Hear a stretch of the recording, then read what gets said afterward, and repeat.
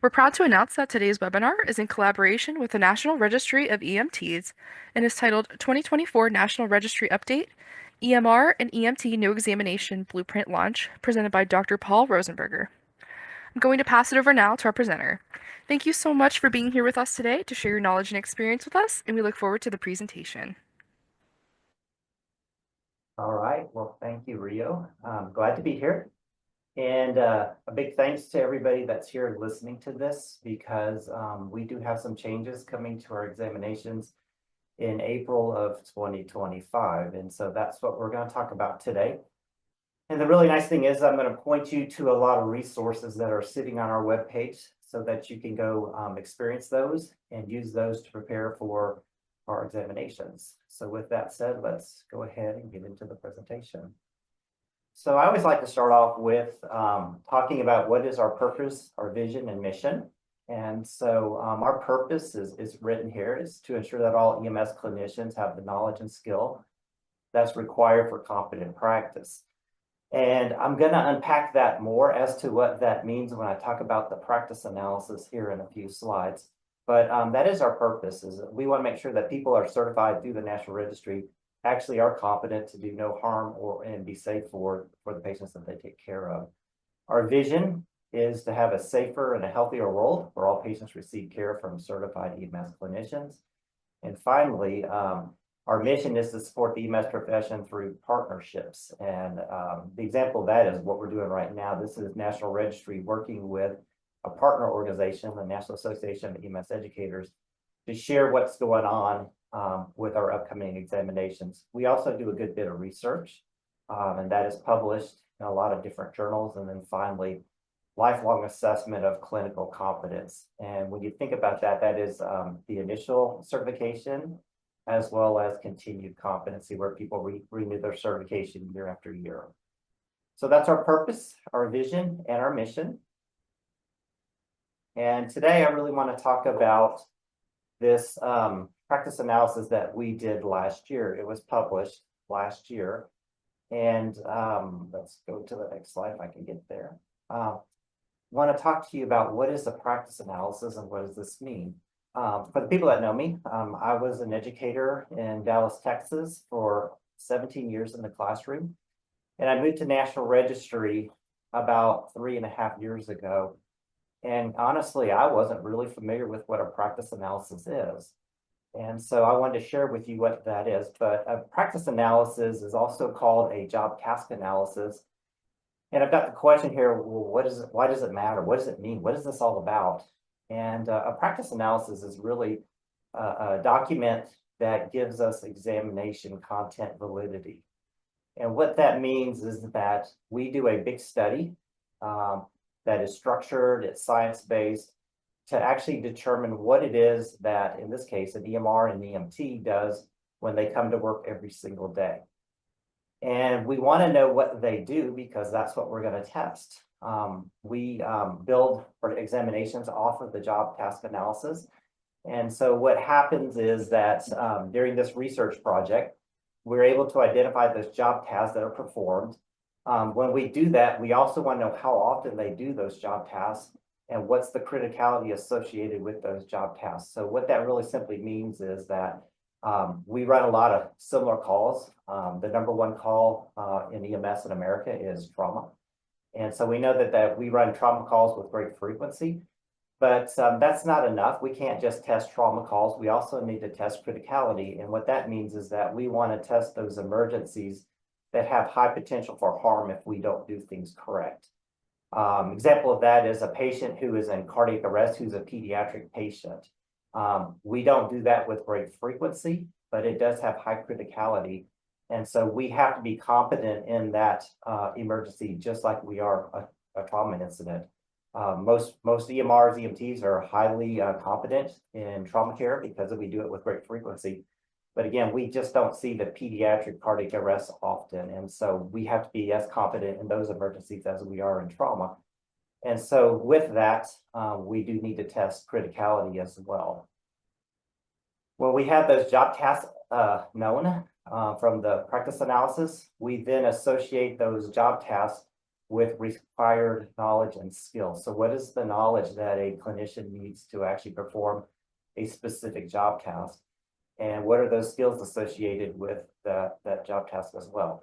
And so the JTA, or the job task analysis, really identifies the job tasks and the associated knowledge and skills.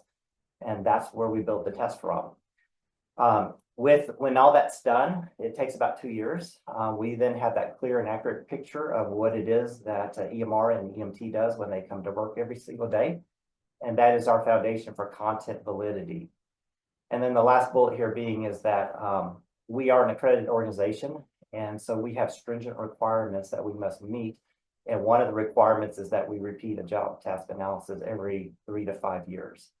And so with that said, that's what a practice analysis is, and that's what it means to our industry. So how do we do it? So we started the most recent practice analysis at the EMR EMT level in 2022, and we completed it in 2023 and published it in 2023. But through that process, our psychometric team went in and they looked at documentation, trying to identify that job task that's performed every single day by EMR and EMT, and also identifying the knowledge and skill associated with that job task. They also did observational studies like write-outs with crews just to see what they were doing day in and day out as they came in to work. And they were recording all of those job tasks that were being performed. After they got that done, they did clinician interviews to add to it and make sure that they had it right. And then finally, we brought in a focus group, several focus groups actually, and talked to them and said, did we capture the job task? Did we capture the knowledge? Did we capture the skill that's required to be an EMR and an EMT? And that focus group, which includes subject matter experts from all across the nation. This included clinicians who are in the field, people who were in education, and did involve medical directors. It involved a lot of different people, believe it or not. This wasn't everybody that just ran 911 calls. This also included people who were in industry, and in some cases, police officers who actually are EMRs and have that certification as part of their policing role. And they gave us all this feedback and said, yep, this is what we do, and this is the knowledge and the skill that we need to actually be a competent EMR and EMT. When that was all done, we put it in a nice summary, we put it into a document, and we sent it out to the community and asked the community to help us validate what we found. And so through that survey process, we then were able to confirm what we had measured in the steps above that. And so when that's done, we then have a practice analysis. And so that's what a practice analysis is. So you would ask now, well, what does that mean for the examinations?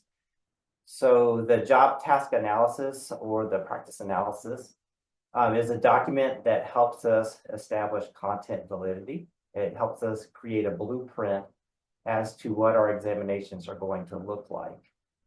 And so this blueprint will be launched on April 7th, 2025.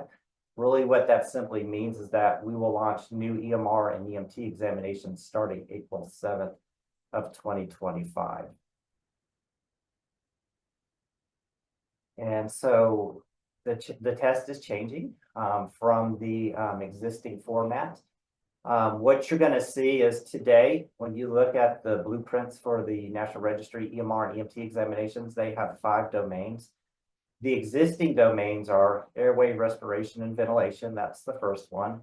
The second one is cardiology and resuscitation. The third one is med OB-GYN. The fourth one is trauma. And the fifth one is operations. The SME group actually created domains a little bit differently in 2023. And these are the domains that they came up with. They came up with, again, with 5 domains. And to me, they categorized everything just slightly different, but it is the same content. And so their domains that they felt an EMR and EMT does when they come to work is, first of all, there's a domain where they have job tasks and they need knowledge and skill related to scene size up and safety, number one. They also created a second domain called primary assessment as another job task with specific knowledge and skills associated with that domain. The third one is secondary assessment. And so they then added the fourth one, the patient treatment and transport, and then finally the fifth one being operations. And so with all that said, to me, this just looks like a call from start to finish. You know, we come on a scene, we do a primary and secondary survey, we take care of the patient, we transport them, and there's, of course, operational aspects to everything that we do. But these are the new domains. And so you're going to see that the test is going to reflect these domains on the next slide here. This is the EMR, the Emergency Medical Responder blueprint. And what you see here is how the test is going to be broken down by domain area. And what I would tell you is, as an educator, the things that grab my attention on this slide is that this primary assessment is going to compose of about 37 to 41% of the examination. And the secondary assessment is 4 to 8%. And when you add those two numbers together, the EMR examination is going to be about up to 49% patient assessment. And then the other 51% is going to be treatment and transport operations, and then the scene size up and safety. And so I'm kind of getting ahead of the slides here, but what I would tell you, if I was an educator today, I would spend a whole lot of time in the classroom working on the primary and the secondary assessments with my candidates to prepare them for the National Registry examination. And again, this is what the SMEs told us in the practice analysis, that this is really important stuff that they do, and they do a lot of this on every single encounter with the patient. So here we go, kind of making the big point here. The primary assessment and the secondary assessment is up to 49% of the new EMR examination. And this is an area that you should really target pretty heavily in the classroom. For the EMT, it's very similar, but when you look at this, the primary assessment is 43% and another 9% for secondary assessment. If you have that together, that's 52% of the examination. And so again, the other 48% is going to be patient transport, treatment, operations, and then the scene size up and safety. So the biggest part of these new examinations are going to be related to patient assessment. Again, the take-home point is make sure you're teaching that really well in the classroom. And I dare say that everybody is teaching those and hit those very hard during the instructional process. But just know that the new examination that launches April 7th of 2025 will be very heavy on patient assessment, both primary and secondary.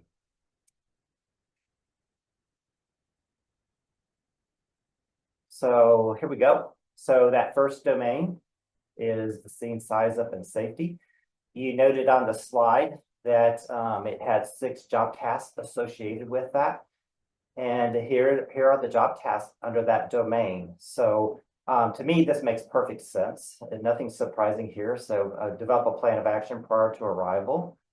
Number 2, protect yourself and everybody else on the scene. Number 3 is all related to personal protective equipment. Number 4, investigate the scene to determine the potential patients, triage those patients, and then get the right resources on scene. To me, there's nothing crazy here. It's just stuff that we do when we arrive on scene. We size it up and make sure that it's safe. Under, gosh, I can't get the slides to go where I want. Under the primary assessment, there's 9 tasks. Again, this looks to me like the old skill sheet. Communicate with the patient and the bystanders, establish rapport, form a general impression, assess the patient's level of consciousness, take care of their airway, their breathing, their circulation, determine their chief complaint, identify life threats, and then obtain the patient's vital signs, baseline vital signs and diagnostic testing. And then finally, identify the need for rapid treatment and transport and any additional resources. So this is all the stuff that's in that primary assessment, the 9 tasks in that. Followed behind that is the secondary. And it has 2 job tasks.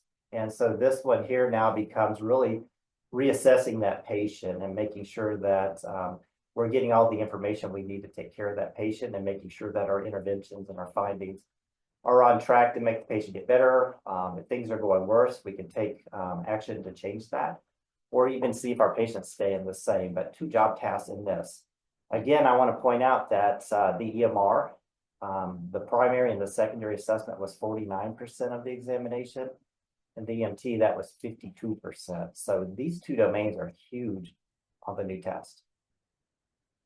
Domain 3, patient treatment and transport, 7 job tasks here related to airway ventilation, oxygenation, the cardiovascular system, spinal motion restrictions for musculoskeletal injuries, administering the medications that's within their scope, manage those interventions specific to special populations, manage the patient transport, and communicate that information related to the patient. So that's job task number 4. And then finally, the last one is operations, and there's 4 job tasks there. And those involve ensuring our equipment works, making sure that we have the adequate inventory for medications and supplies, documentation, and then ensure that well-being of ourselves and our other fellow responders. And so those are the domains. I also wanted to talk about the item classes that are going to be used on the EMR, the EMT examinations. And what you're going to see here is the same 5 that we're using at the paramedic level. And they are the multiple choice, the multiple response, the drag and drop, the build list, and an options box. Let's look at these. So here's an example of a multiple choice. I think everybody here is very familiar with these. In this case here, there's a question of some sort, and then there's 4 answer options. And so the candidate would select the correct answer. And so in this case here, they would pick on whatever the appropriate answer is here. Pretty familiar. Everybody's worked with these before. The second item class is that of a multiple response. And so here, there's the question, and then we're telling the candidate to select 3 answer options that are correct. And so in this case here, the candidate would pick the 3 correct answers and move on with the examination. We also use a 5-answer format. So if there are 5 answers, we would tell them to select the 2 answer options that are correct. But in either case, there's always going to be 3 answers that are incorrect, 2 answers that are correct in a 5-answer option, or 3 if there's a 6-answer option. And that direction, that second sentence up there, select 3 answer options that are correct, is right there to tell them that there are 3 correct answers that you must pick. This is a multiple response. The next one is a drag and drop. And so for those of you who are older like myself, this used to be like a matching exercise that we used to do with a paper and just draw lines between things. But in this case here, these things, if in a live situation, you can actually drag these and drop them in the right spot. So this question is asking them, hey, which of these things indicate that the shock is compensated, and which of the things are indicating that the shock is uncompensated? And so they would just drag those over there and drop them in the right bucket and continue on with that particular item. So again, to me, this is just dropping things in buckets and putting them in the right category. In this case here, the 2 categories are compensated versus uncompensated shock. And then they look at those vital signs or those patient findings and decide which is which. The next one here is the build list. And so this one here has something to do with sequencing or ordering. And so in this case here, the candidate's being asked to order the proper therapy for giving intranasal Narcan. And so the candidate could toggle those over and put them in the proper order as to what they would do first, second, third, and fourth. This one also operates like a drag and drop. They can just drag those over and place them in the right spot as well. But they do have toggle switches, and they can toggle those and put those in whatever order is the proper order, and then move on to the next question. But again, this one here is asking them to do some type of therapy in sequence, or this could ask them what's a likely diagnosis and what's an unlikely diagnosis or something like that. But it's an ordering of some sort. And the final option, last one is the options box. And so this one here is a box, and we're asking them which patient findings are consistent with alcohol intoxication or delirium. And so they're just going to toggle back and forth and indicate which finding belongs in which category. So again, kind of like the drag and drop, this is just asking to put things in buckets that fit properly. But in this case, they're just doing it in a table format. And so they would click on the button that indicates the patient findings for alcohol intoxication or delirium. But this is also really good for things like right-sided heart failure and left-sided heart failure.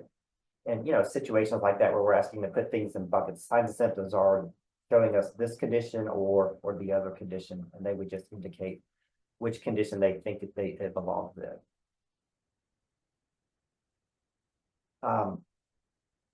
I see there's a lot of questions in the chat. I can't read all those, but I'm going to try and answer some of the questions that I have here. I intentionally have kept this very short to answer questions, but I also want to show you a site on our website where you can see lots and lots of resources here.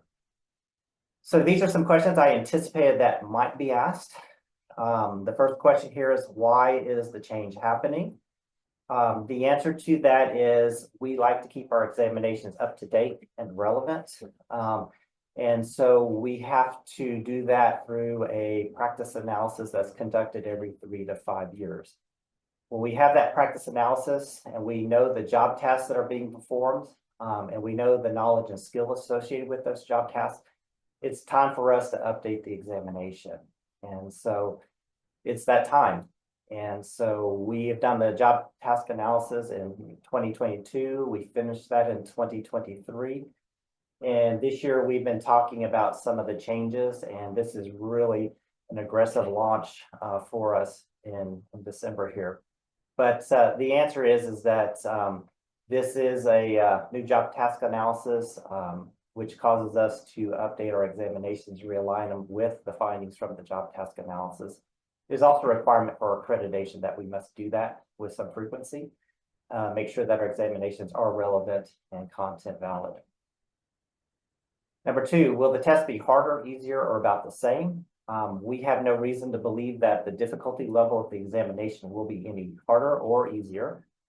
We believe that the future examinations that launches in April 2025 will have the same difficulty level as our existing examinations. When we did the standard setting session, the groups recommended the examinations to stay about the same. And so as a result of that, the cut scores will be consistent with what they've always been. Number 3, what should I do as an educator differently when developing my curricula? Again, Paul, the educator, would tell you that being that 49% of the EMR examination will be related to patient assessment, that's an area you need to make sure that you're teaching really thoroughly and giving your students big opportunities with patient assessment in the lab, at the hospitals, at the clinical sites, as well as in the field of the ambulance. For the EMT, the patient assessment categories are going to be 52% of the examination. And again, I would hit the patient assessment really hard in the lab, the hospitals, and the field sites just to make sure that they can do that very well, because that's going to be a big part of the examination. Number 4, will the examination cost increase for candidates? The answer is no. We're not changing the costs for the examinations. They will remain just the same as they are today. Number 5, I'm glad you asked. Do you have sample items to review? And the answer is yes. And that's where we're going to go to next in the presentation here. So hold there and we'll come back to that.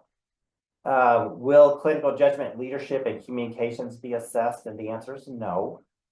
This is a domain that the SMEs identified that AMTs and paramedics use when they come to work and they perform their job tasks. It did not surface as a job task for the EMR and EMT, and therefore it won't be assessed in this round for the EMR and the EMT candidates. So those clinical judgments, leadership, and communication things that we've been talking about for AMT and paramedic examinations over the last 3 years is not going to impact the EMR and the EMT examination at this time.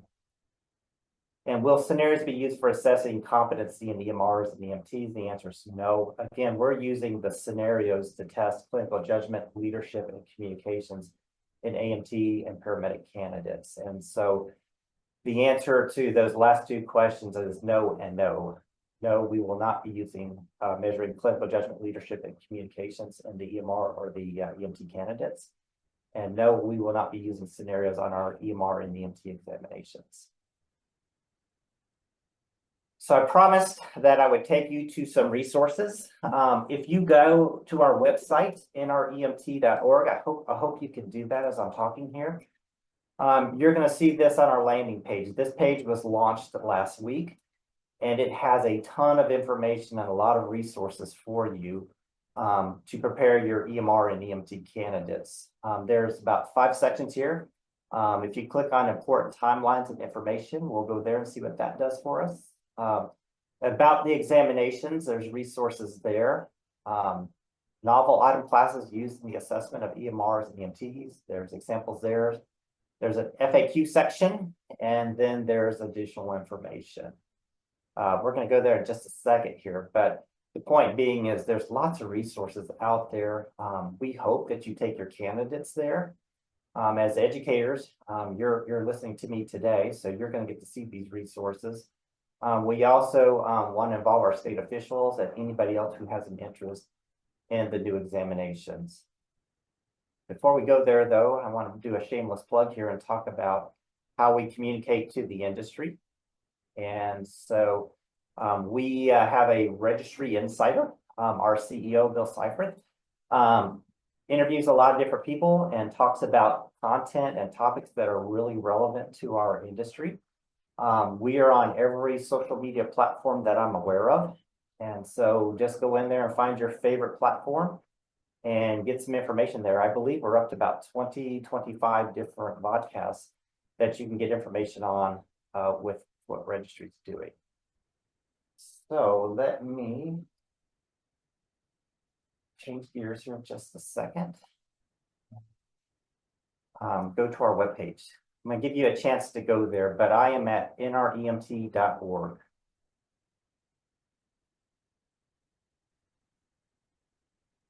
So if you can navigate to this site, this is our landing site for our homepage for National Registry. If you scroll down just a little bit, you're going to see this header that says the new basic life support certification examinations. This is much of what I just showed you in that previous slide, where we give you information about our examinations. For the ALS educators, I do want to point out that right up here at the top, where it says exams info, this box on the upper right, the information about the AMT paramedic examinations is still there. It's just not front and center like it used to be. But if you go to this link, it'll take you to the webpage that has all the information about the AMT and paramedic examinations. But today our focus is EMR and EMT. So let's go there. So important timelines and information. And here it says key information about the timing of the new examinations and the associated fees. So I'll click on that link. And it's going to take me to that section of the webpage, and it's going to tell us, yep, this is all happening April 7th. And give you a little bit of information about the testing and the pricing and all that kind of stuff. If you scroll down, it's going to also take you to the examination content. Notice the 2 blue buttons here. The first one is the EMR, the second is the EMT.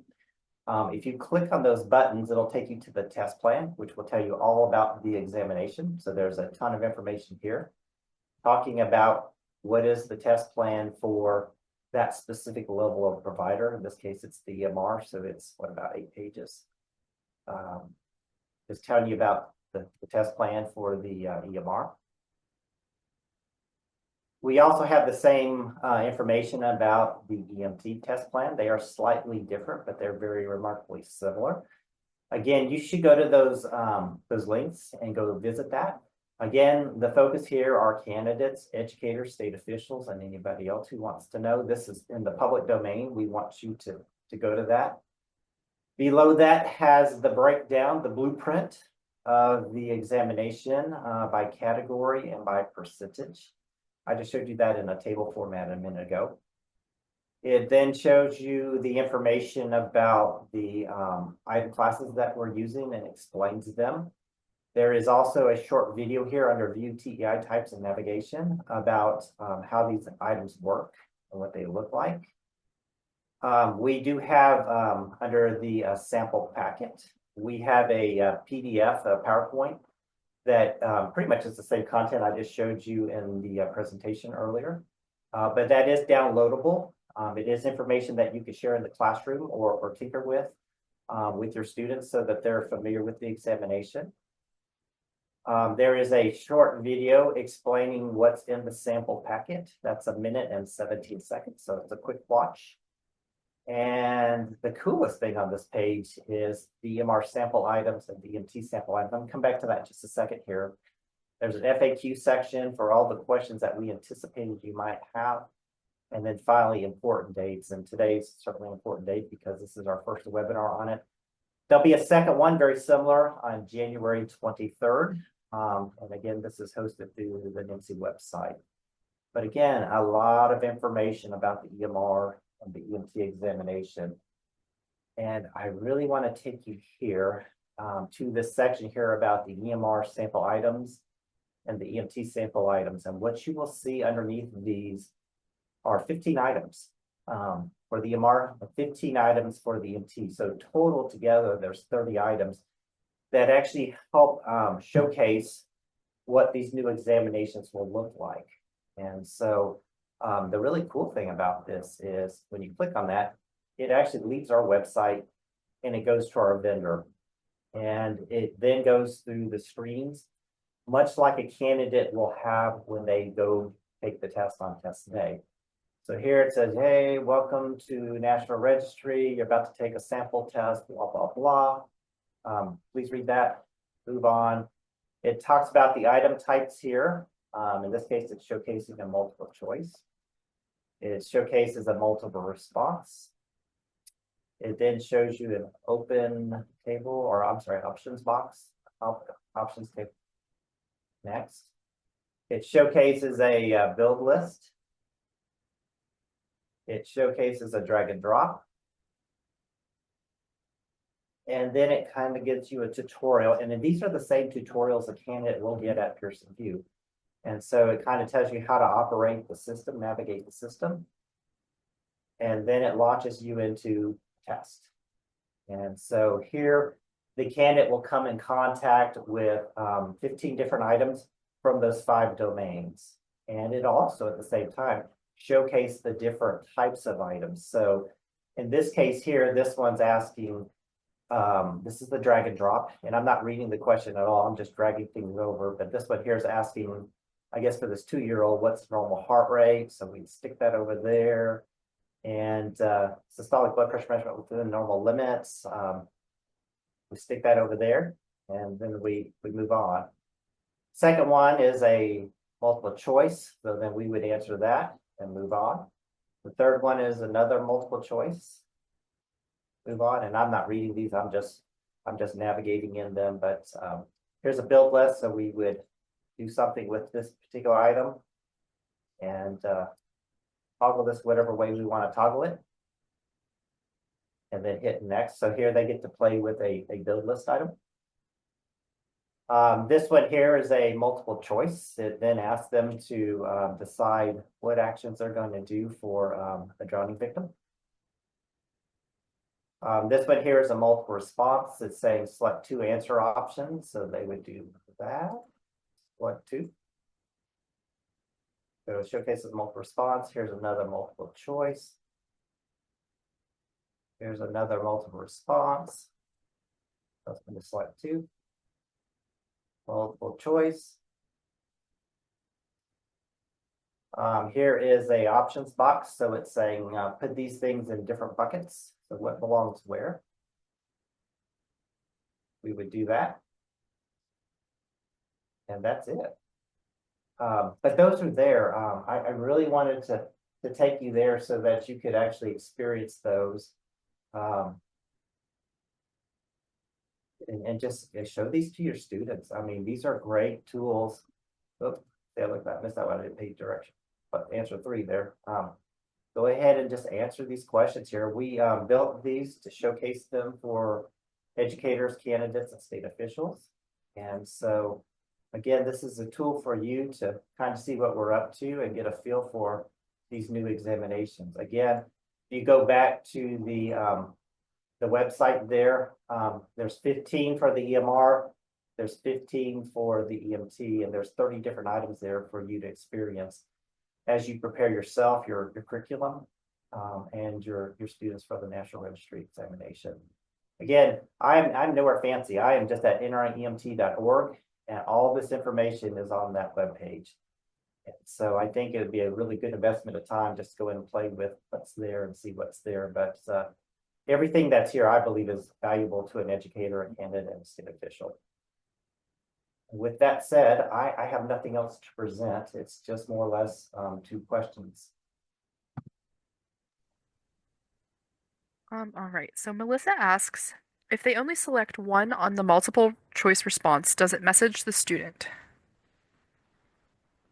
I don't know that I don't answer the question. If it's a multiple choice, then they would, yes, they would have to select one answer. It will only allow them to select one answer. If the question is multiple response, the directions in the STEM tell them to select two or select three. The programming in the computer will not allow them to select more than two, or they have to select the number that's indicated. So if it says select two, they have to answer two answers to move on.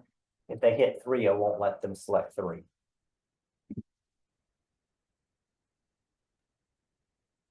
And Jeremiah asks, do they get partial credit for multiple response questions? They do not. Again, we tell them how many answers are correct. So we tell them select two or select three.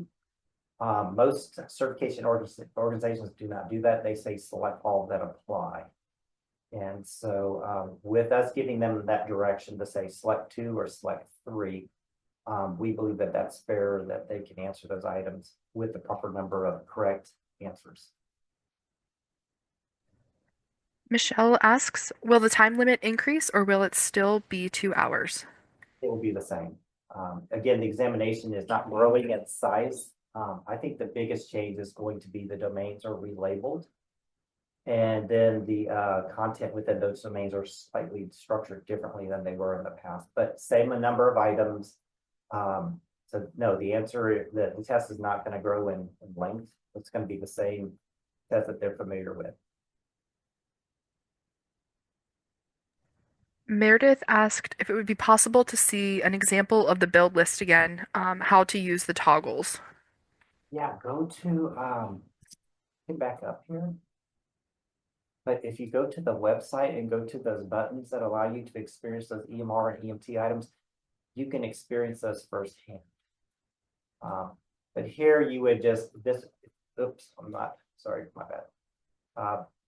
Here you would just highlight what you want to move over, use the toggle switches to move it in order, move it from left to right, and then put it in order here. But this can also be a drag and drop as well. But if you go to those two links that says experience the EMR and the EMT items, there are examples in there that they would actually be able to manipulate, control, and play with. And you can do that as many times as you want. This is just a static image of an item here. I can't manipulate this one. Tony asks if the exam will be adaptive. Yes, Uh, both the EMR and the EMT examinations are computer adaptive, and they always have been. The only linear examination that we offer is the EMT examination, but the paramedic is CAT as well. if anybody has any other questions, you can please feel free to submit those in the Q&A or in the chat. Seth asks, is it possible to get the website address again, how to find the practice items? Let me go back to the website here. I think you got it there. So let me navigate way back to the beginning. So all I punched in there is nremt.org. And I am on the landing page. And if I just navigate down to this midsection of the web page here, this is where all that is found at. And the area that I'm in is about the examinations. And again, here's the test plan. And these are links, these blue buttons, to the test plan. And then the view the TEI types is a link to a tutorial on that. The download the sample packet, you can see pretty much the PowerPoint I just presented for EMR and EMT. And then finally, what everybody I think really wants to go to are these two buttons here that say EMR sample items and EMT sample items. This is actually where you go to the live experience, the interactive experience on the 15 EMR items and the 15 EMT items. But again, I am just at nremt.org. I'm on our landing page. This would be a great tool to put up in your classroom and work through it with your students one afternoon.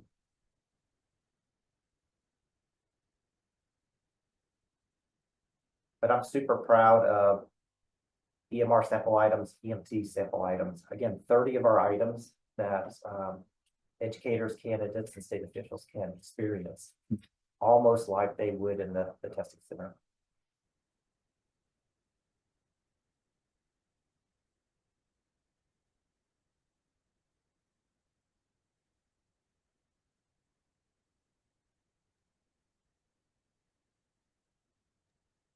Andrew asks if there are any downloadable tutorials.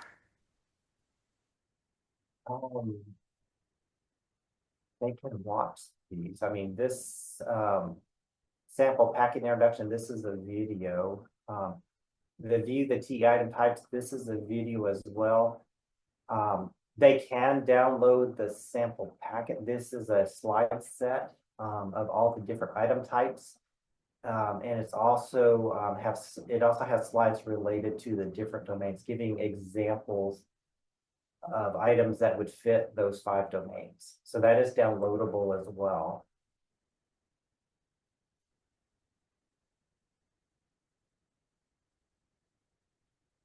And I would think you could also download the test plan. I have not tried that myself, but I think you could do that.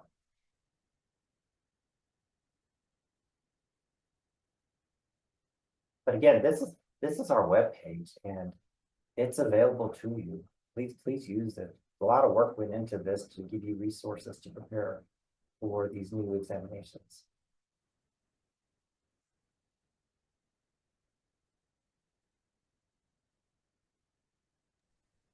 John asks, am I understanding this correctly?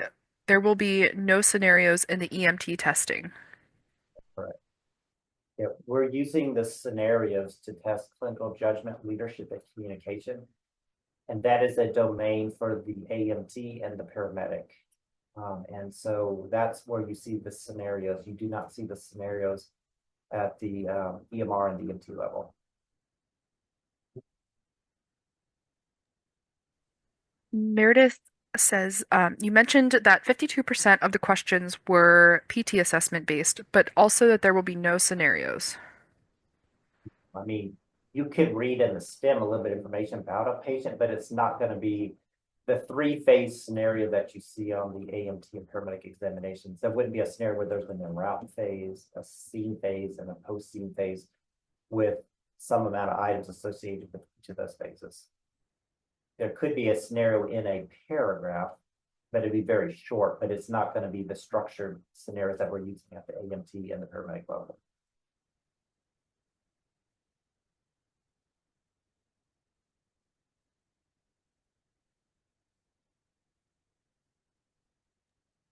Haley asked where the link to watch this webinar will be posted. Just so everybody knows, this will be posted on the NAEMSE YouTube channel and you will receive a link tomorrow.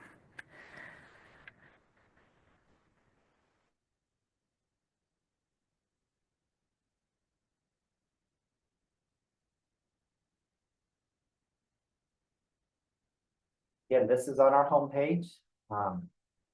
carve out about 30 minutes just to kind of navigate it and see what's there. I think you're gonna see that there's just a lot of good resources.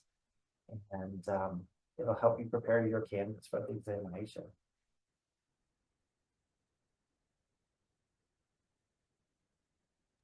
Um, Amy asks, I have been teaching the old domains, but this will now be the new test for everyone.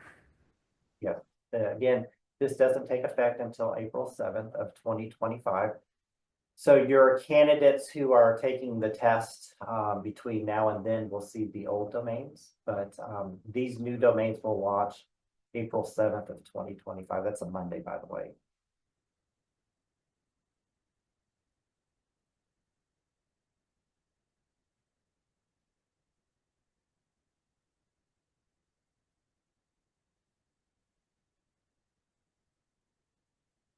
But Amy, there are no changes to the existing examination today. This is the same test that we've been given for a super long time. The new test will launch April 7th.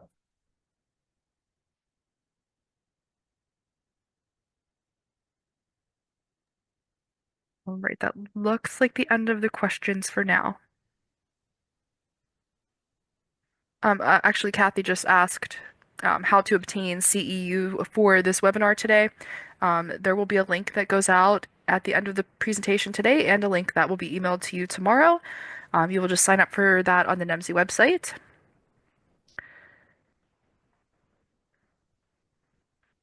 And thank you for your time. It's exciting to make these changes. It's good to realign and update our examinations. And I'm so glad you're here because there's a lot of good information here on the website.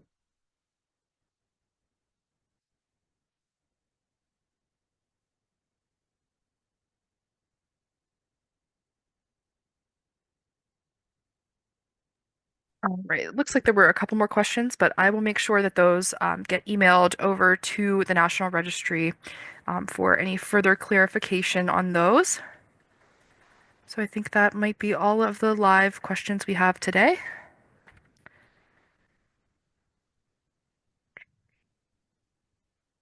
All right, I will go ahead and drop the link to obtain the CE in the chat here for you.